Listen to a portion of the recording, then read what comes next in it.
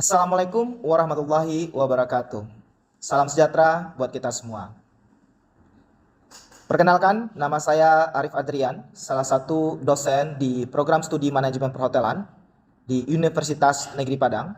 Pada kesempatan ini saya akan memaparkan salah satu mata kuliah yang saya ampu, yaitu manajemen sumber daya manusia hotel. Mata kuliah ini merupakan mata kuliah wajib di program studi yang terdiri dari 3 SKS dan berada pada semester ganjil. Mata kuliah ini memberikan pengetahuan dasar mengenai konsep manajemen sumber daya manusia hotel, serta menyajikan pemahaman tentang strategi mempersiapkan sumber daya manusia perhotelan yang memiliki keunggulan kompetitif.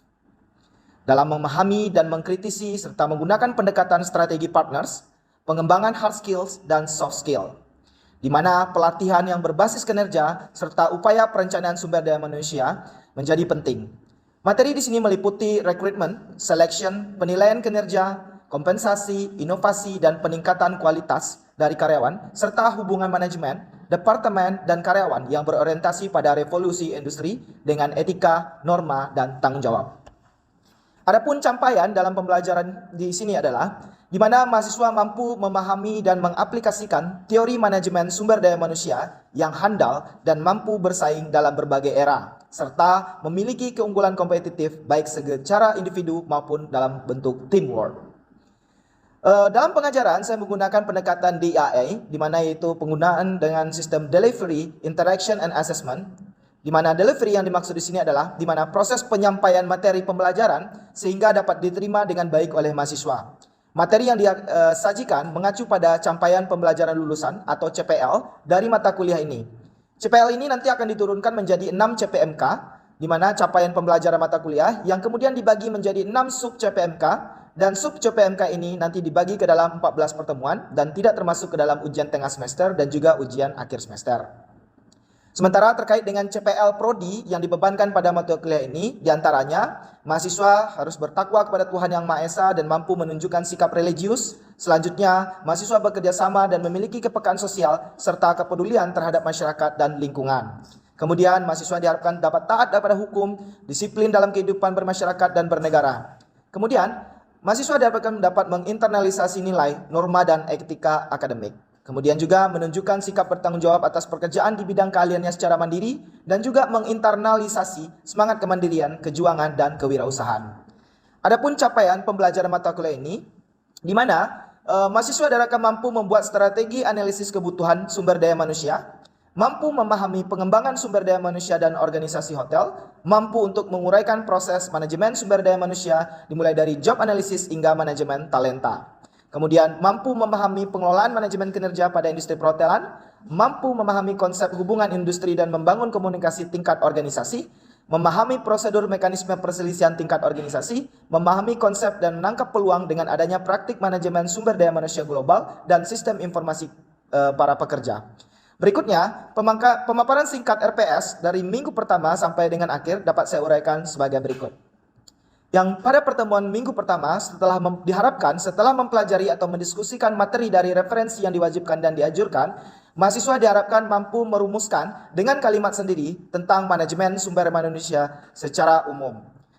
Dapat dirumuskan dengan indikator sebagai berikut. Yang pertama, ruang lingkup manajemen sumber daya manusia. Yang kedua, konsep dan hakikat manajemen sumber daya manusia. Yang ketiga, hubungan atau posisi manajemen sumber daya manusia dalam struktur organisasi hotel.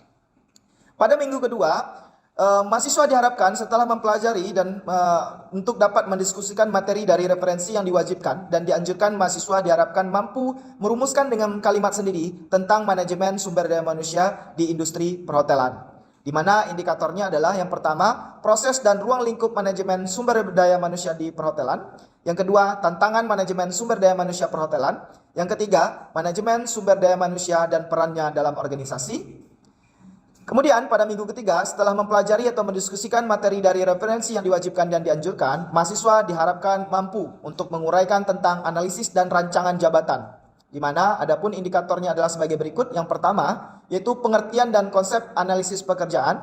Yang kedua, manfaat informasi dan analisis pekerjaan. Yang ketiga, metode pengumpulan informasi analisis pekerjaan. Yang keempat, deskripsi pekerjaan. Yang kelima, spesifikasi pekerjaan. Yang keenam, konsep dan elemen-elemen desain pekerjaan. Dan yang ketujuh, teknik perancangan pekerjaan.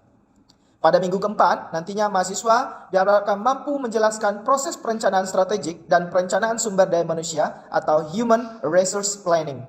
Yang pertama, di sana akan menjadi indikatornya yaitu konsep perencanaan strategik, yang kedua proses perencanaan strategik, yang ketiga konsep perencanaan sumber daya manusia, yang keempat peramalan kebutuhan sumber daya manusia, yang kelima peramalan ketersediaan sumber daya manusia, yang keenam sumber kandidat dari dalam dan luar.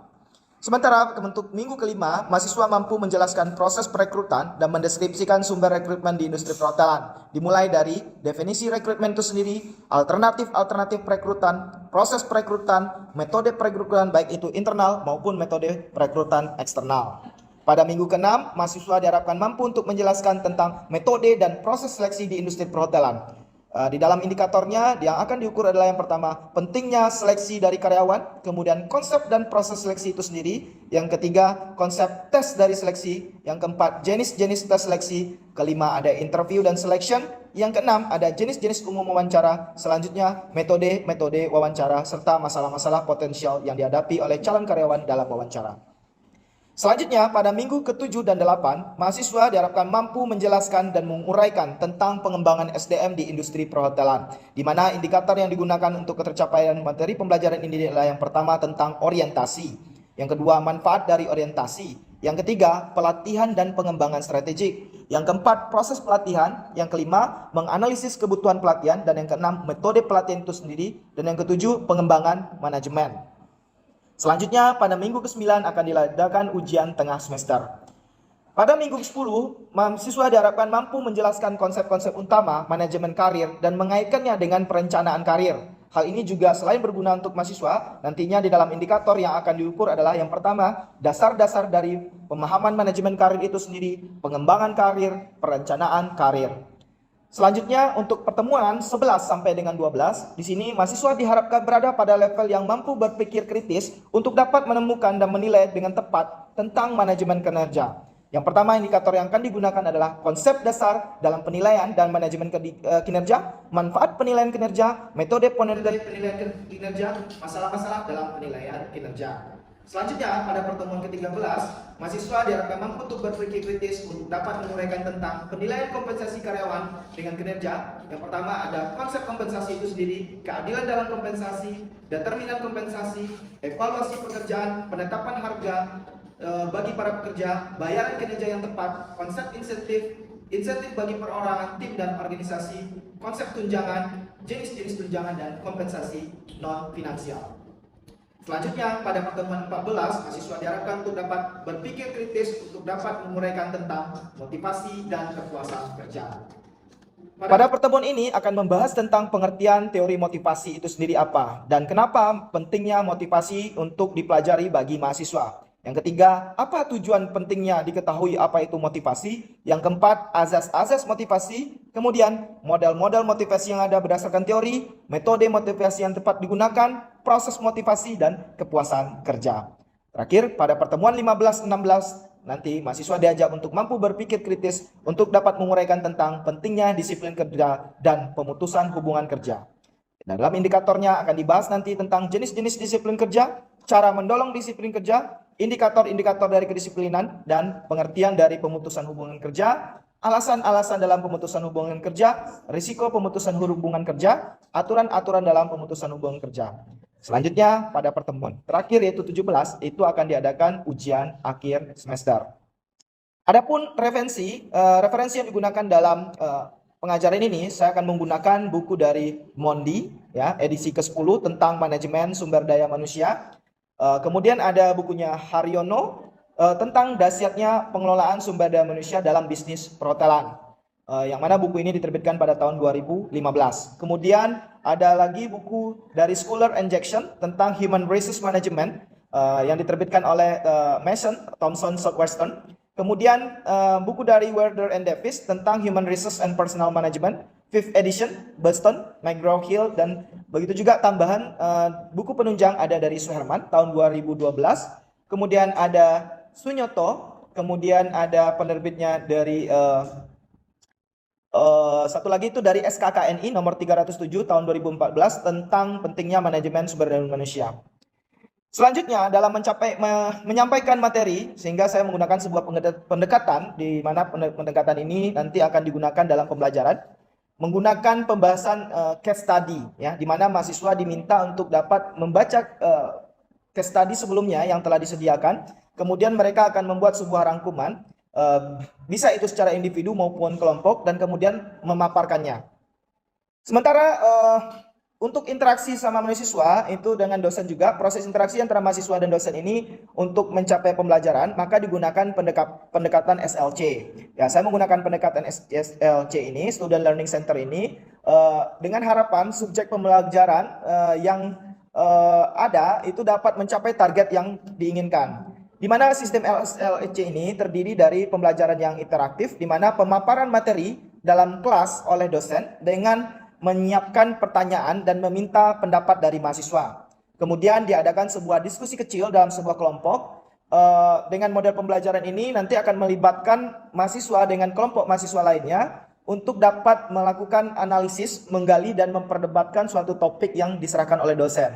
Selanjutnya ada pendekatan self-directed learning, di mana pemberian tugas belajar kepada siswa untuk agar dapat membaca materi terlebih dahulu, di mana materi ini dapat nanti di-download melalui platform e-learning yang telah disediakan oleh Universitas Negeri Padang.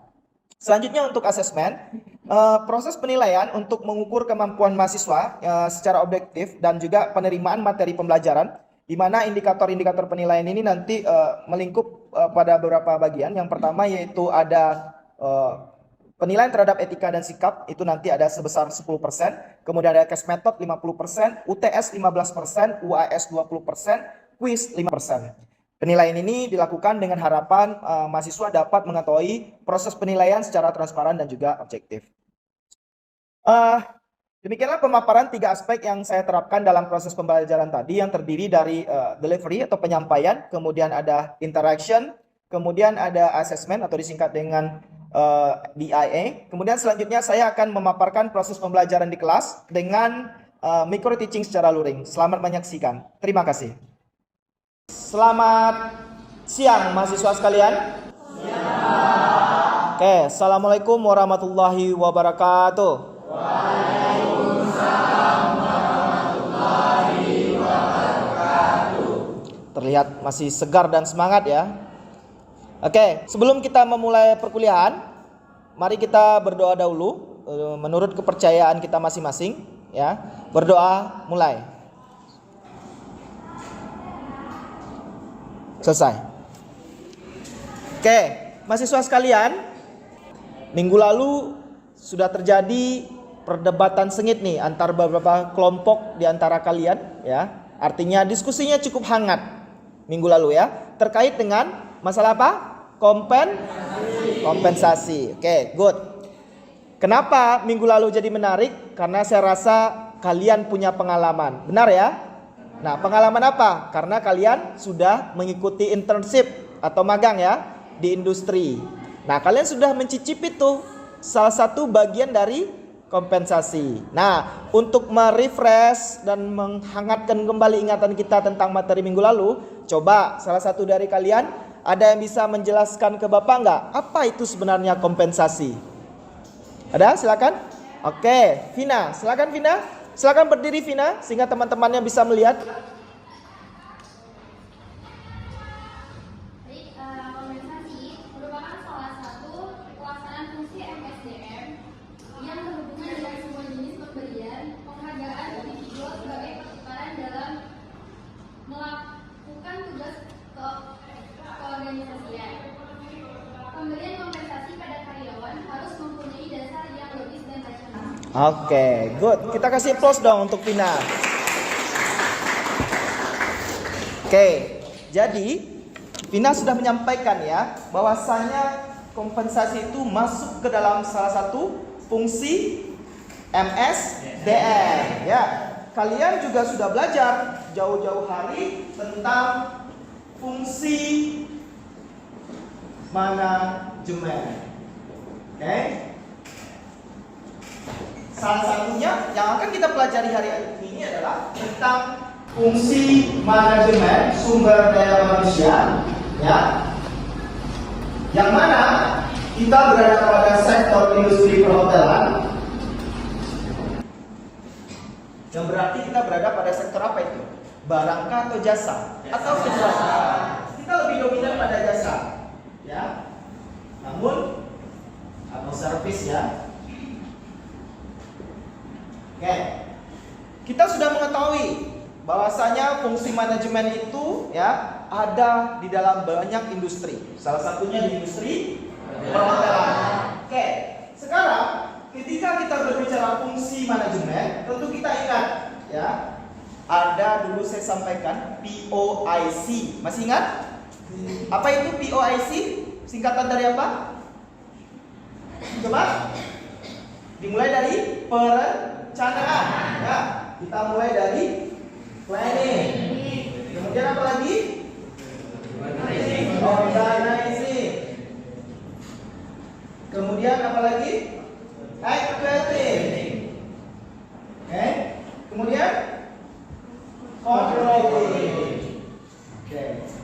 Sebenarnya masih ada lagi, namun yang pokoknya ada di sini nih. Oke.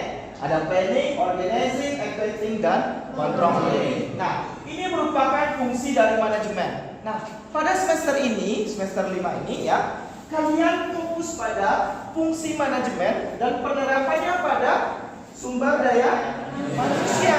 Berarti kita berbicara tentang human, ya, berbicara tentang manusia. Minggu lalu kita sudah bahas tentang kompensasi. Hari ini ada topik yang lebih legit. Apa itu? Tentang motivasi. Oke? Ada topik tentang motivasi. Sebelum kita masuk ke materi kita tentang motivasi kerja karyawan hotel, tentu Bapak pengen tahu dulu nih, motivasi kalian bergabung ke dalam manajemen perhotelan Universitas Negeri Padang ini apa? Coba, Bapak pengen tahu dulu motivasi pribadinya apa? Ada yang ingin nyampaikan? Oke, silakan Lutfi. Motivasi saya masuk ke manajemen perhotelan yaitu perhotelan menurut saya peluang kerjanya itu luas. Oke, good. Peluang kerjanya luas. Oke, bagus. Ada lagi yang lain? Akmal. Kenapa Akmal? Motivasi saya masuk ke jurusan manajemen perhotelan itu pilihan dari hati saya, Pak. Oh, pilihan hati, ya. Karena passion saya di sini, Pak. Dan karena saya suka juga melayani orang gitu, Pak. Melayani tamu. Oke, kita kasih close ke teman-teman yang kedua. Oke. Ternyata motivasi itu sangat penting, ya. Tidak hanya dalam topik kita, namun dalam pribadi kita juga. Oke. Sekarang kita akan mengupasnya dan menguliknya kalau kita tinjau dari sisi manajemen, ya. Seperti kita ketahui bahwasanya di dalam manajemen, ya, itu ada goals. Oke? Ada goals. Ya, ada target. Target yang harus dicapai. Nah, untuk mencapai target, ya, tentu dibutuhkan tim yang handal, betul? Ada tim yang handal. Tentu kita perlu memotivasi dia. Kita perlu membuat dia menjadi lebih memiliki peran. Kita perlu untuk mengeluarkan kemampuan terbaik dari dia. Ya enggak? Nah, salah satunya adalah manajemen. Ya, di dalam manajemen kita perlu mempelajari tentang teori motivasi. Oke. Kita lihat di sini, ya. Untaian dari introduction ini, ya, menyatakan bahwasanya ada strategi-strategi khusus yang perlu kita terapkan untuk memotivasi karyawan. Ya. Pada zaman dahulu, peneliti-peneliti, ya, sudah merumuskan bagaimana sih motivasi seorang itu muncul. Ya enggak? Nah, tujuannya untuk apa? Ya, ini tadi. Di dalam manajemen ada goals. Ya, salah satunya membentuk tim handal. Sehingga ketika kita beroperasi nanti, tim kita memiliki motivasi yang lebih. Motivasi kerja itu mempengaruhi produktivitas karyawan. Jadi semakin termotivasi dia dalam bekerja, maka akan memunculkan produktivitas yang tinggi. Selanjutnya, tentu kita harus mengetahui bagaimana caranya Nah, beberapa teori sudah menjelaskan itu. Yang pertama ada namanya teori hierarki Maslow. Oke. Dia menyatakan tentang teori kebutuhan. Ya.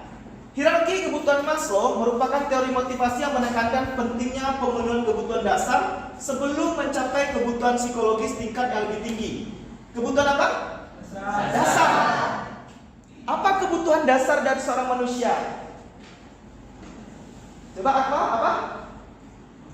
Makan. Apa lagi? Tidur. Pakaian. Ya kan? Itu kebutuhan dasar kan? Artinya seseorang akan bisa muncul motivasinya kalau kebutuhan dasarnya dipenuhi dulu. Benar ya? Setelah kebutuhan dasarnya terpenuhi baru dia naik level. Ya enggak? Apa selanjutnya? Ya enggak? Karyawan hotel perlu memenuhi kebutuhan fisiologis dan keselamatannya sebelum mereka dapat dimotivasi oleh seorang. Dimotivasi oleh rasa memiliki harga diri dan aktualisasi diri. Ya enggak? Jadi tingkatannya setelah kebutuhan dasar tadi terpenuhi, fisiologisnya, kemudian rasa keamanan dan keselamatan. Benar nggak? Kalau kita kerja di hotel, anggaplah setelannya udah bagus nih, pakai jas, ya kan? Kemudian perut udah kenyang, ya kan? Sudah siap untuk bekerja. Tapi kalau pekerjaan yang penuh risiko gimana? Gimana Ari? Takut juga kan? Iya Pak. Misalnya Ari di bagian engineering hotel, ya kan? Ada komplain dari tamu ketika AC rusak misalnya. Oke lah, ya kebutuhan dasar Ari sudah terpenuhi. Tapi bagaimana nanti jika kalau misalnya tidak ada jaminan keselamatan di situ? Akan memunculkan keraguan dari Ari nggak?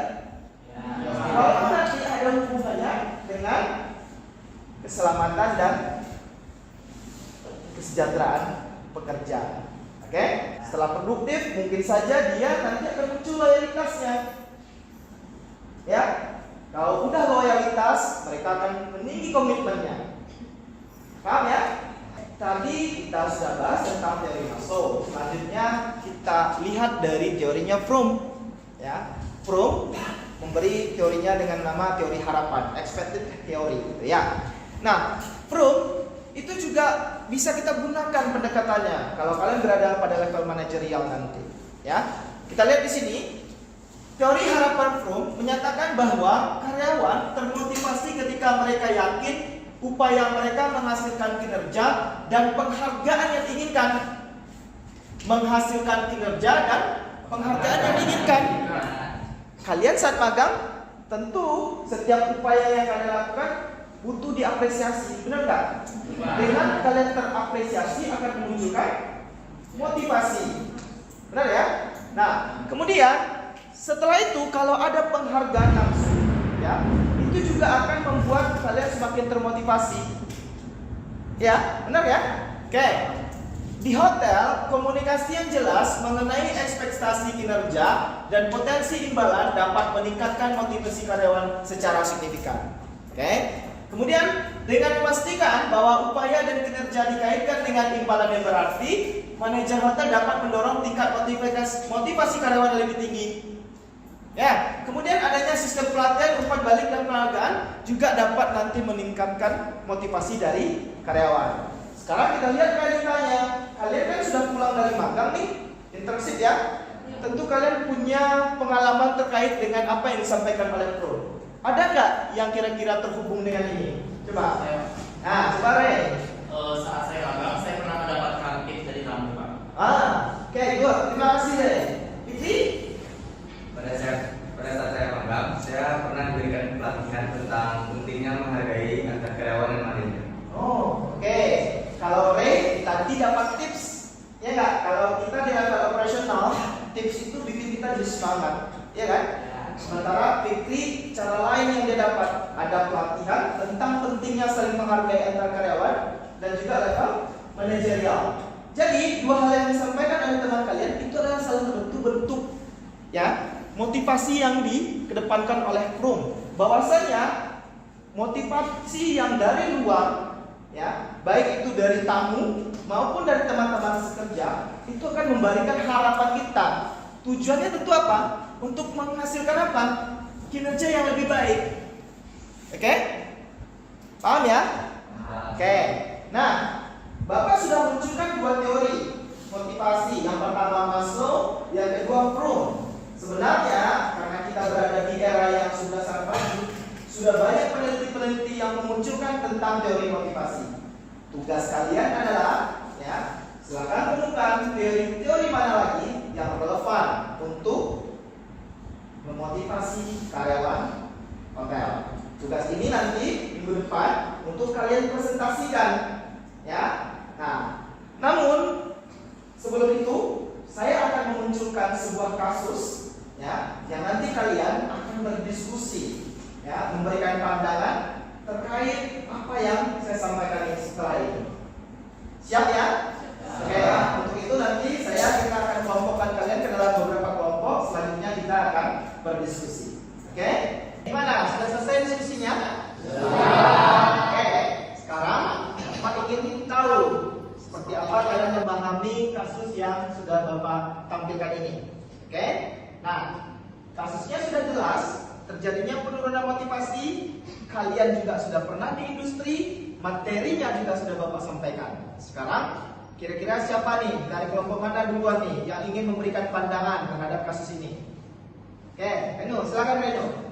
Berdasarkan hasil diskusi dan materi yang Bapak sampaikan tadi, saya berpendapat merenovasi ruang istirahat karyawan dan menyediakan fasilitas yang lebih baik seperti bed yang lengkap, area istirahat yang nyaman dan fasilitas kesehatan. Oke, kita kasih tepuk tangan dulu dong. Kira-kira Reno, permasalahan mana yang Reno atas itu? Terkait dengan apa? Kondisi kerja kah? Atau tentang penghargaan? Atau tentang pengembangan karir? Atau tentang gaji? Atau tentang kepemimpinan toh? Yang kondisi kerja yang kurang memadai. Oke, tentang kondisi kerja yang kurang memadai. Jadi sediakanlah tempat yang selayaknya nih untuk karyawan, gitu ya? Oke, terima kasih Reno. Oke, kita ingat lagi dalam manajemen sumber daya manusia ada poin yang penting nih. Ada goals yang kita capai. Untuk mencapai goals ini kita harus laksanakan fungsi ini dengan baik. Salah satu subkajiannya adalah tentang motivasi. Ya, menghargai karyawan, kata Vito, dengan membuat yang namanya kategori employee of the month ya, dan juga memberikan penghargaan terhadap karyawan yang sudah lama bekerja di hotel, sehingga dia memiliki motivasi yang lebih. Oke, kita sudah sampai pada akhir pertemuan. Tentu Bapak pengen mengetahui ini ya, bagaimana pandangan kalian ya, dan juga kesimpulan yang bisa kalian ambil dari materi yang sudah disampaikan, dan juga tadi sudah kita pelajari sebuah kasus ya. Ada yang bisa? Silakan tunjuk tangan. Oke, silakan Adam, simpulkan materi kita hari ini. Baiklah, kesimpulan yang dapat kita ambil pada hari ini bahwasannya hari ini kita telah belajar tentang dua teori motivasi. Yang pertama teori motivasi dari Maslow dan yang kedua dari Fromm. Yang dari mana keduanya menekankan untuk memperhatikan kebutuhan dasar dari manusia, seperti kebutuhan fisiologis, keamanan, sosial, harga diri, dan aktualisasi diri. Selanjutnya, Fromm juga menekankan pada harapan terhadap kinerja dan penghargaan yang diberikan oleh pihak manajemen. Oke, good. Terima kasih Anda. Oke, mahasiswa sekalian, ya. Tadi Anda sudah menyimpulkan ya. Sebagian dan juga dari kalian juga sudah menyampaikan juga ke Bapak tadi ya, tentang apa yang kita pelajari hari ini. Jurusan kalian adalah manajemen perhotelan dan diharapkan kalian menjadi manajer perhotelan. Kalian adalah calon-calon pemimpin, calon-calon leaders, calon-calon supervisor, bahkan calon GM. Ya, tentunya kalian harus memahami bagaimana pentingnya sebuah motivasi bagi karyawan. Oke, Bapak rasa cukup untuk pertemuan hari ini. Ingat, kalian punya homework atau PR. Pertama, jangan lupa baca materi untuk minggu depan. Yang kedua, coba cari-cari lagi hasil penelitian yang menyatakan tentang teori motivasi apa yang lebih relevan. Oke? Kemudian yang ketiga tentang gaji dan tunjangan. Oke? Ada pertanyaan sebelum Bapak tutup? Tidak ada? Cukup paham? Oke, terima kasih atas perhatian kalian semua. Demikian dulu pertemuan kita untuk hari ini. Sampai jumpa minggu depan. Assalamualaikum warahmatullahi wabarakatuh.